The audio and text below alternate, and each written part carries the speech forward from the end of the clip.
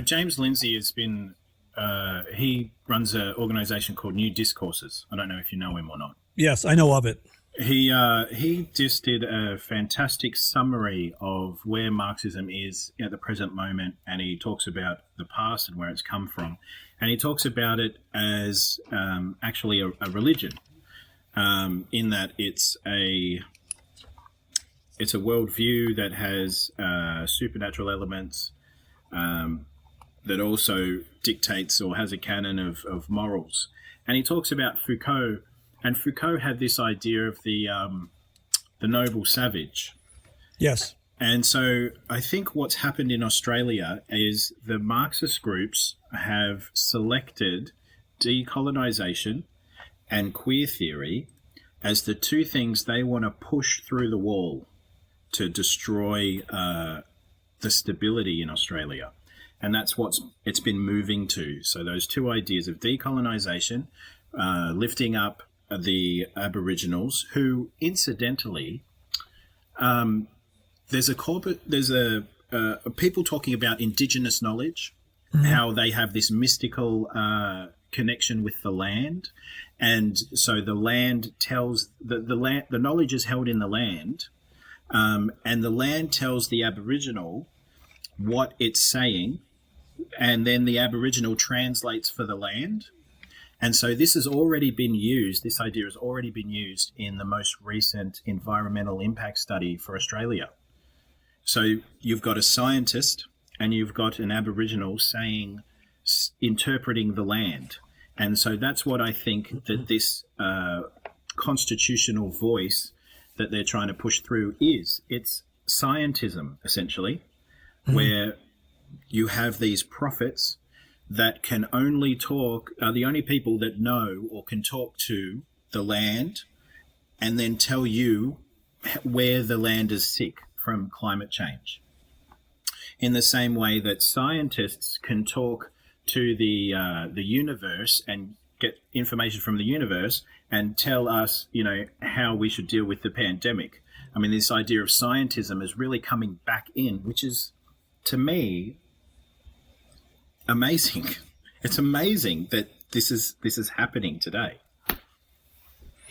Well, and it's also, if you look at it from a spiritual perspective, who is the God of this world? And then where this information is coming from. Back before the turn of the 20th century, you had the sudden resurgence in Europe for a couple of decades before that of seancing and of occultism, like Helena Petrovna Blavatsky and Alice A. Bailey, these names that were into occultism.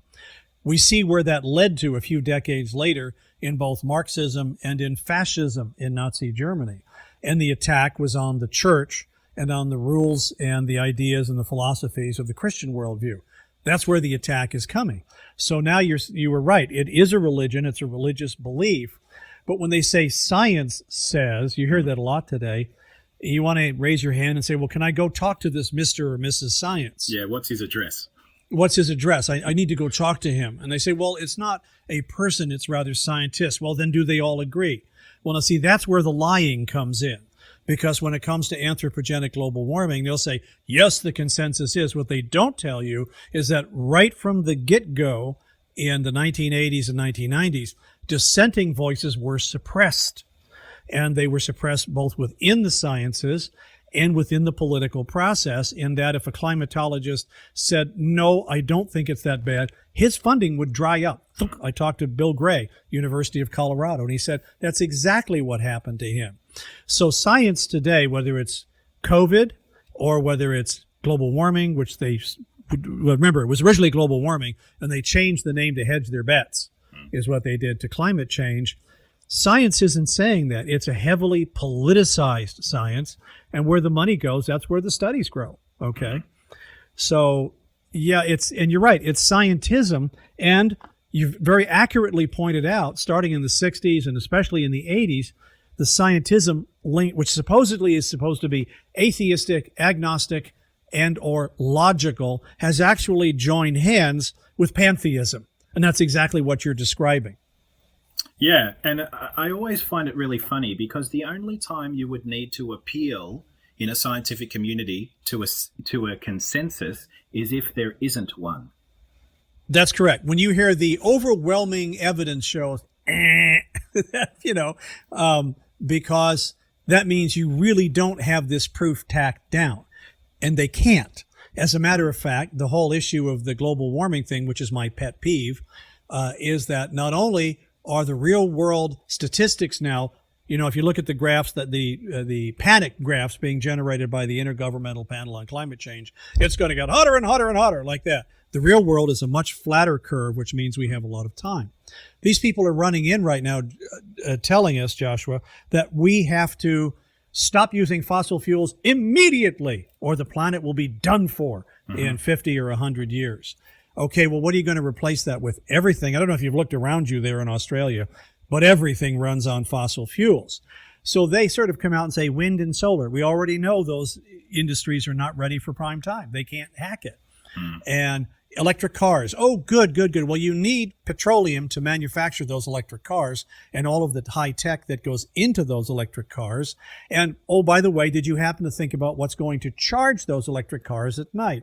Oh, my, it comes from a power plant, which runs on fill in the blank. What's your choice? Hydro, coal, natural gas, nuclear. That's it. You're up. And so what they're doing here, this is the insanity of it, is they are shutting down our source of energy, which of course shuts down the economy. We just saw what happened with the COVID lockdowns. But they have nothing to replace it with. Nothing that will last. This is the insanity of it. It's hurting our cultures because we're better off financially. It is killing third world countries. I'm thinking of the Christian community in Pakistan right now. These people are the poorest of the poor. Between the diving Pakistani rupee, the fact that they can't pay the debts they owe to China in yuan because their rupee is diving, the energy crisis and inflationary pressures, these people are slipping below subsistence level. They didn't have enough margin, which, by the way, getting rid of the excess population has always been a goal of the global socialist crowd, the one-worlders.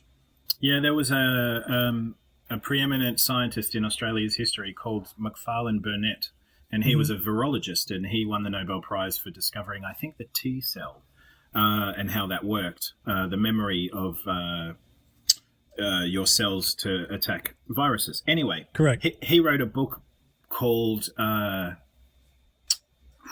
Dominant Mammal, in which he outlined what he was getting from the community in his own thinking. And he said that something like there were 5 crises. The first one was economic destruction due to, environmental destruction due to global war. So in that stage, he was thinking of nuclear.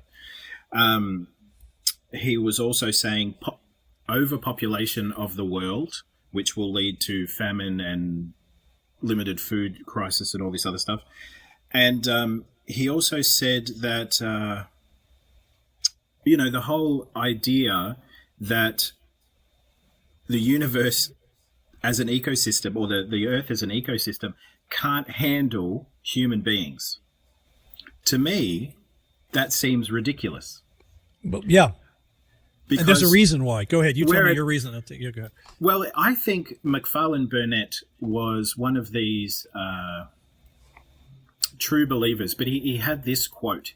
He said, he visited Russia in the 60s, and he said he wouldn't like to live there, but he can't help but admit it would be a community like that the world would have to come to terms with and live in order to address these issues. And so there in the 70s, and the Victorian Parliament, my state in Australia, thought that he was amazing and decided to restrain or restrict wheat exports, increase wheat exports, leaving less for us to consume here. But this whole idea, it seems everywhere I turn, I see Marxism happening. I see Marxism coming in and being involved, whether it's a Christian organization, like I could probably name something like the Gospel Coalition, or anywhere where Christians are encouraged to gather in mass numbers. And the scientific community, you see the Marxism there as well. In China, I talked to Patrick Wood, and he says it's a technocracy. It's not a Marxist government. But what I've seen, I see the synthesis, which is part of Marxist dialectic, everywhere. So maybe China is part technocracy, but the synthesis with Marxism is definitely there. And this, in the Australian government, in the constitutional voice, in climate change, in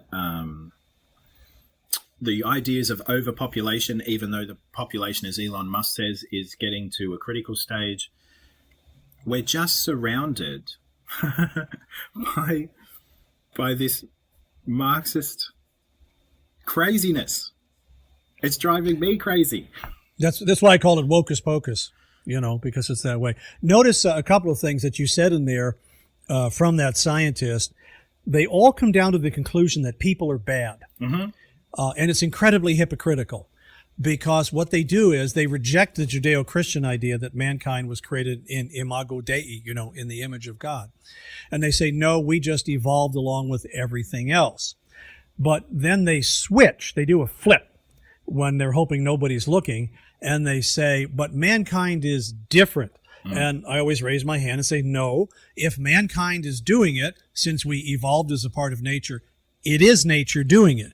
You can't change that horse in the middle of the river. Mm-hmm. Okay? So that's the first hypocrisy. But notice the hatred for mankind that flows along with this. That up on the top, I call it a smiley fist, There's a neat old smiley face right there. But right behind it is real hardcore knuckles and muscle. And if you don't go along with it, you're going to get it. And so there's a hatred for humankind. There's a hatred for anything that gives us freedom. And the irony, whereas he said, well, we'd have to be like the Soviet system to make this work, which is exactly what the World Economic Forum is saying with the Great Reset. Please show me one location where socialism ever worked. It never did. It just resulted in misery for millions of people. And why this thing comes back can only be one reason, and that is it's demonically driven because it doesn't make any real sense. Mm. And that's what I always come back to from a religious standpoint, because the Bible tells us that the world lies in the power of the evil one, the prince of the power of the air. And what does he do? He deceives the nations. Mm. And what looks good is bad. What is bad looks to them to be good. That's why we are where we are. But it always comes down to this. Jacques Cousteau, remember the oceanographer, whose films were well known here. I don't know how well they played out in Australia, but it was a regular TV series here. And he was saying, we just have to get rid of all of these people. They're just creating problems. What's ironic is as societies become more prosperous and more free, they actually self-limit population growth. Whereas the ones that operate under these impoverishment, those are the ones where you have real trouble with overbearing populations. So the answer would seem to be, let's get capitalism to go around the world, because as soon as societies become prosperous, then that all slows down. People stop reproducing. As a matter of fact, most of Europe is below replacement now from the native European population. So it's a very strange world we're in. And of course, they're never going to do that. They're going to push the other way. So you will always find that whatever they say they're doing, they're actually doing the opposite. Mm. It always comes down like that.